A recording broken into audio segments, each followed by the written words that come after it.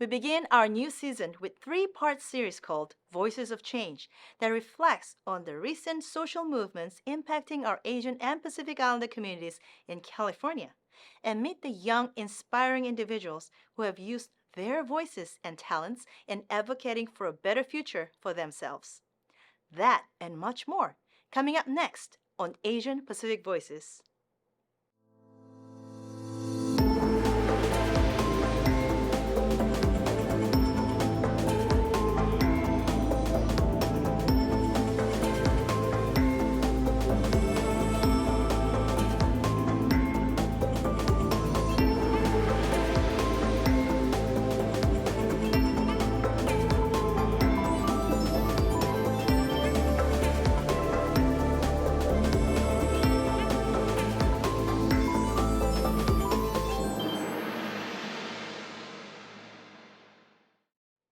Hello and welcome to Season 5 of Asian Pacific Voices. I'm your host, Kathleen Choi.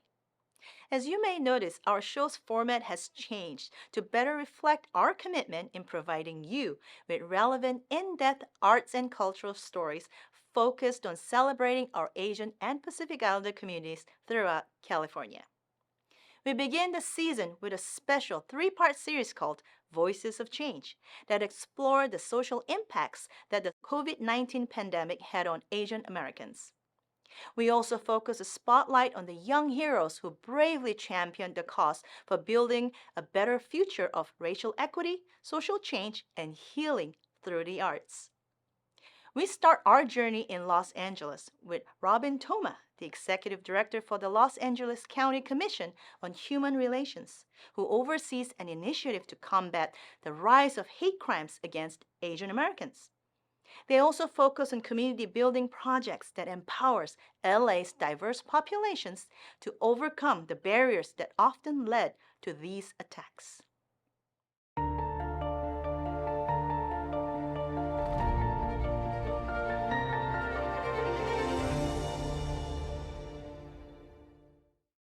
It doesn't matter what shade your skin is.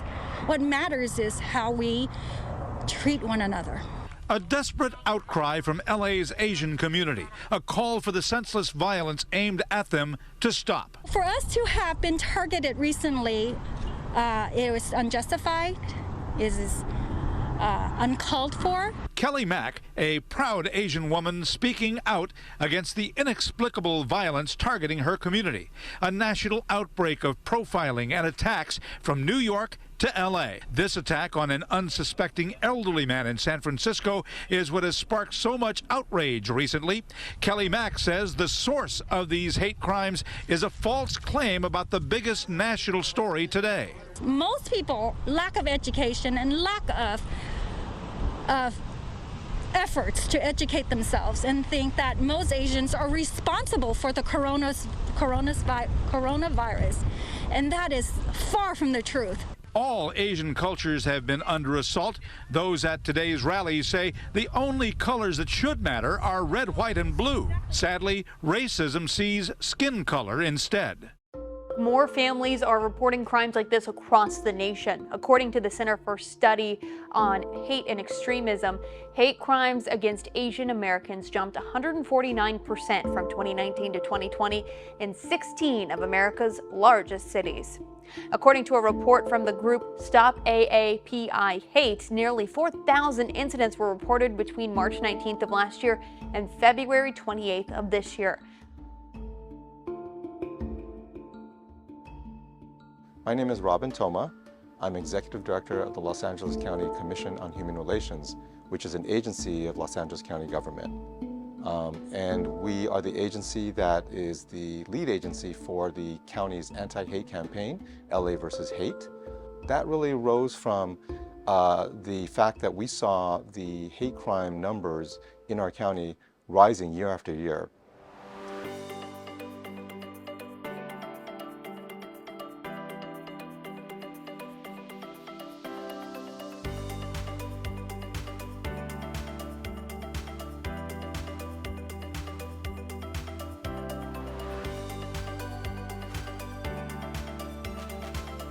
And this campaign was set up so that it would not just simply unite us as a county through messaging. It wouldn't simply tell people that we have to stand up against hate. We actually wanted to hear about the hate that was actually happening.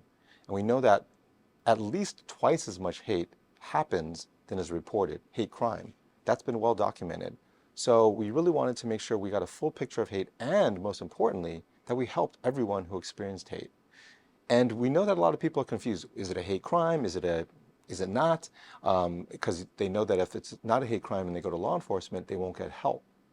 Well, we wanted to change that. We wanted so that it doesn't matter whether or not it's a hate crime or not. If you are being subjected to hostility because of your race, because of your national origin, because of your ethnicity, because of your sexual orientation, because of your religion, because of your gender identity, because of your disability, because you're a woman, whatever it is, that we want to know, and we want to be able to help you.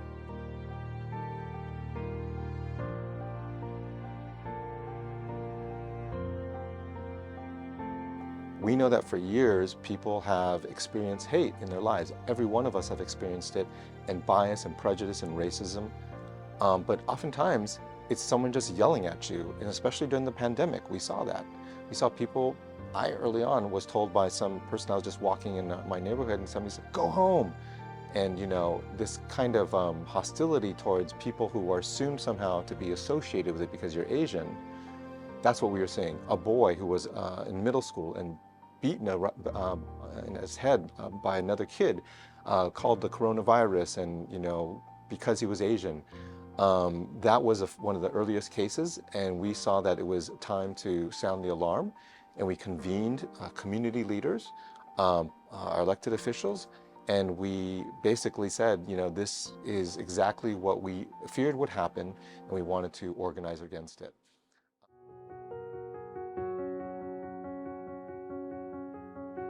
As we aim to rebuild in the wake of the pandemic, I think it is really a privilege that I have to be able to witness the resilience of our communities and the beauty created even despite the massive devastation that we've seen.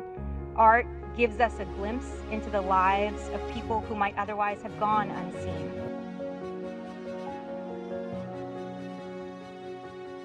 It has to be work towards healing and some of that is working together towards common concerns and common issues, common problems, and that experience building trust and building a sense of common humanity, and that's something that we know works when it comes to breaking down barriers between groups that have experienced hostility and hate. I have a grandma who still lives in San Francisco, and she lives on her own, and she's quite old now. She's almost 80 years old, and it really worries me to see what's going on in the world, what's going on in the city actually, to a lot of these elderly people, and they have done absolutely nothing wrong.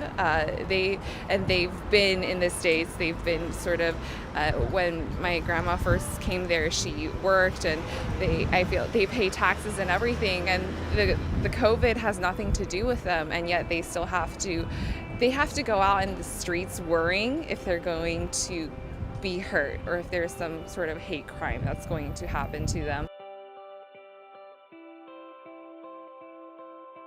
So one of the things that we do as a campaign, as a LA versus Hate program, is that we go to communities where Asians have been attacked. One where an elderly Filipino man was just walking with his wife at the Canabi Regional Park in Cerritos, and a younger white man comes up to him, starts to verbally assault him and saying, what are you doing here? Go back to where you came from. You people are bringing coronavirus. This kind of general diatribe. And so he realized this man was hostile, and he and his wife got in the car to leave. But this man goes up to him, opens the car door, and punches him in the face repeatedly. And so this man, to his credit, he decided to make sure he reported it. He came back to that park for the unveiling of a massive mural, anti-Asian hate mural, that we had put up to basically, support the fact that this is a place that we are united against Asian hate. And the part of the mural says, "Together we are stronger." Earlier this summer, this park was the site of a vicious and violent attack on 70-year-old Filipino-American resident named Cesar Achano. This mural, bold, big, and beautiful, sends a very strong message. We want to make sure that the 50 million residents that come to our park or visits come so without the fear of hate, without the fear of discrimination, and anti-racism. To have this event where you brought the person back to this place, but yet with the support of the people in the community, to feel safe again, I think it's very symbolically very powerful. I feel stronger. Every day I feel that I'm healed. When we think about the particular experience of Asian Americans, and that is that we have long been seen as foreigners in this country, even though we were born and raised here. My personal experience is that when, being of Japanese American ancestry, my grandparents were immigrants from Japan and Okinawa, and knowing that Pearl Harbor, that event triggered the kind of wave of fear and prejudice that resulted in my mother and her whole family being incarcerated during World War II, and my mother being 16 years old and finding herself living behind barbed wires, and knowing that kind of massive biased reaction from our government as well as the community because of that one event. There has to be work towards healing and some of that is working together towards common concerns and common issues, common problems. And that experience building trust and building a sense of common humanity. And that's something that we know works when it comes to breaking down barriers between groups that have experienced hostility and hate. Let's now meet the Roques, a typical suburban Filipino-American family who suddenly became the victims of a racially motivated verbal and physical attack while simply getting food at an LA restaurant drive-thru in May 2022. They bravely agreed to share their story with us in hopes it can serve as a cautionary reminder that these types of assault can unfortunately happen to anyone in our community, that can also leave long-lasting emotional scars on a family.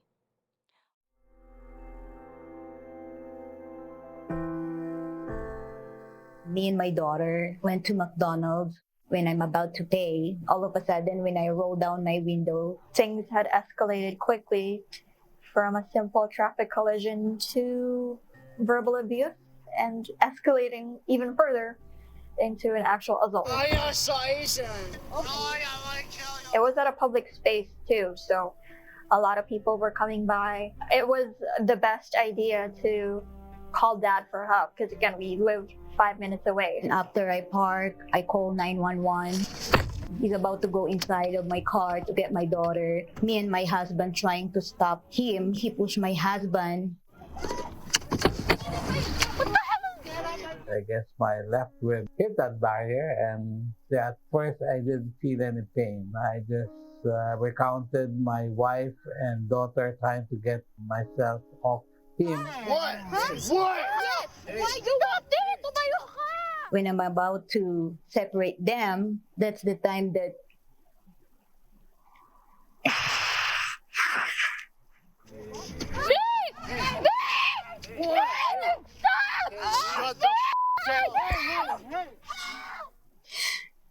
how many people that passing by that they don't care.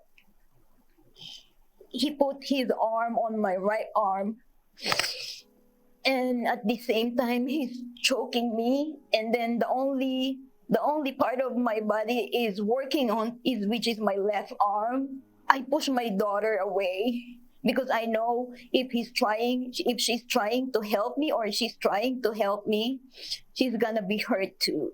The words that it came from his mouth that I'm so Asian, he will kill us, he will kill my family. We don't know him and we didn't hurt him at all. We didn't say any word. It's just like he wants to kill us for no reason. Imagine, I thought it's gonna be watching in the news, but all of a sudden one day it happened to me, and especially to my daughter. I can feel my body shaking That's how much in fear I was at that moment. Well, my best decision that I thought at that time was to pull my phone out and take photos and videos if we don't have any help or any evidence to support the incident. We have proof, and it was hours that help had arrived, and both of my parents were already assaulted. And I think it was only subsided because of two people that stood up to defend me and my family. When you see both of your parents on the ground not being able to ask for help, there are a lot of times where I'd wish that I was the one that had been in their stead.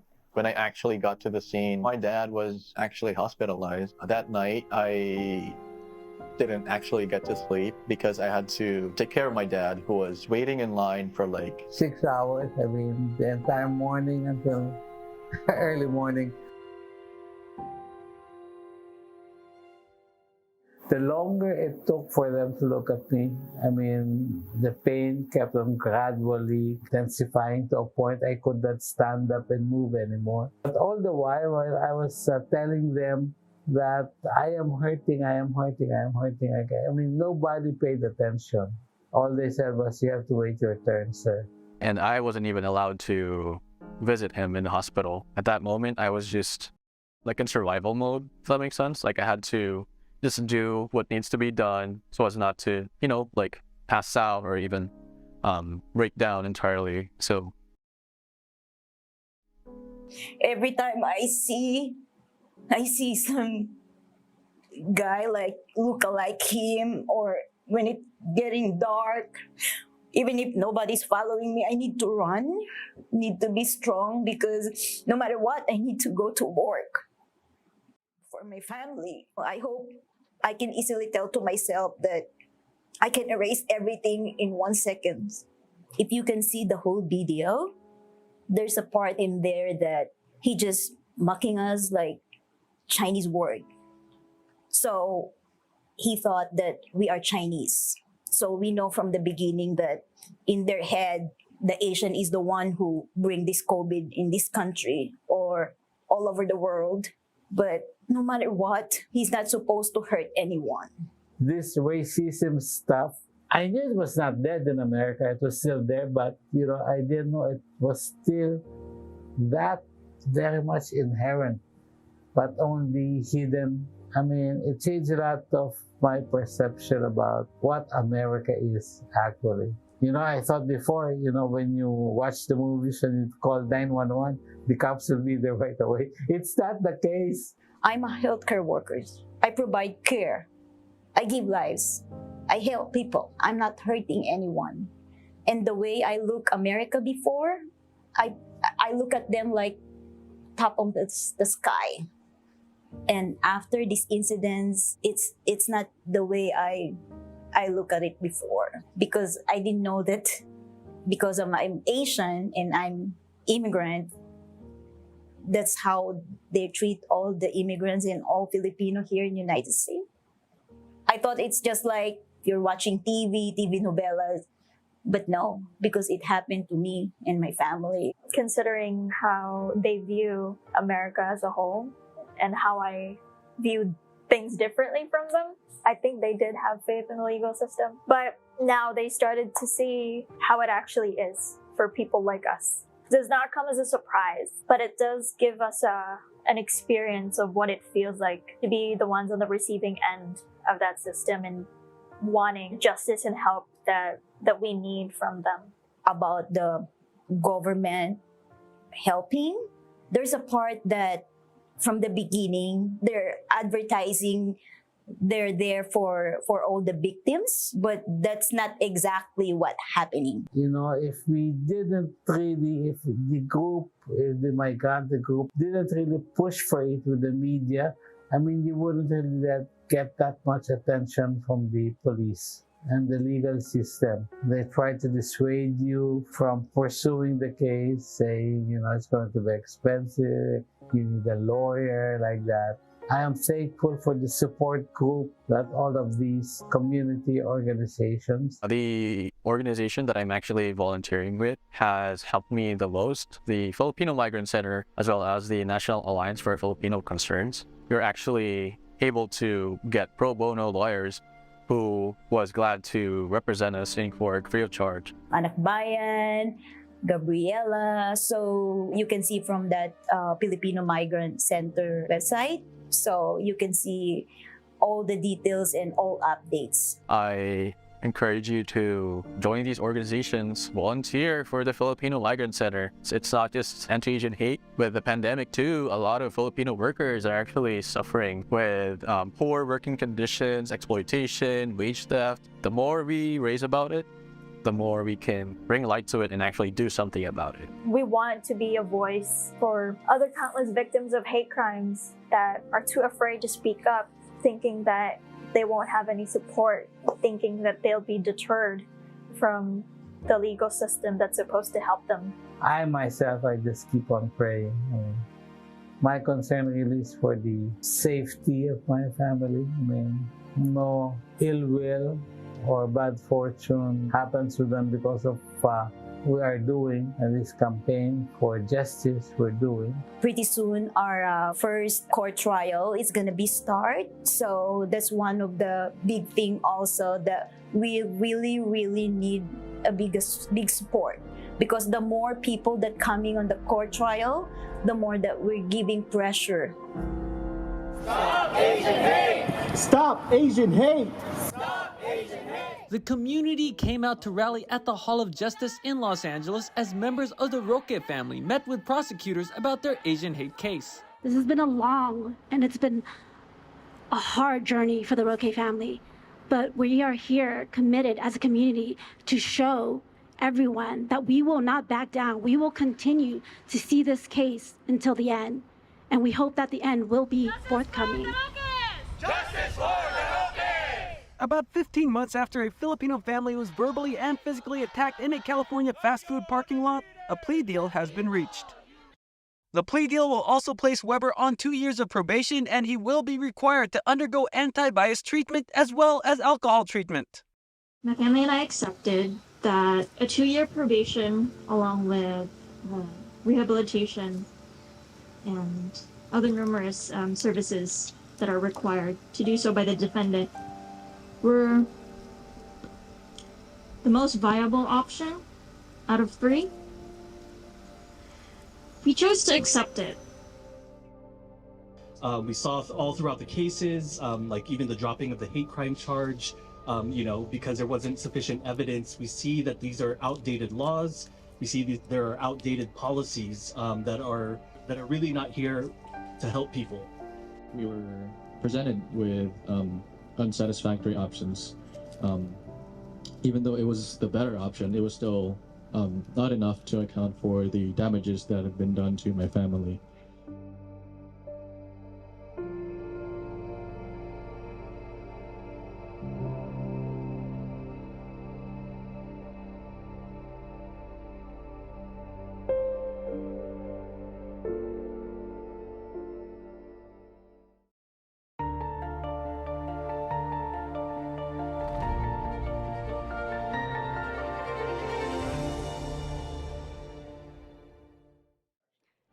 Thanks for watching today, and be sure to check out all our other episodes and past seasons of our program on our YouTube channel. I'm Kathleen Choi, and I'll see you next time on Asian Pacific Voices. This program was made possible in part by the California Arts Council and San Diego County.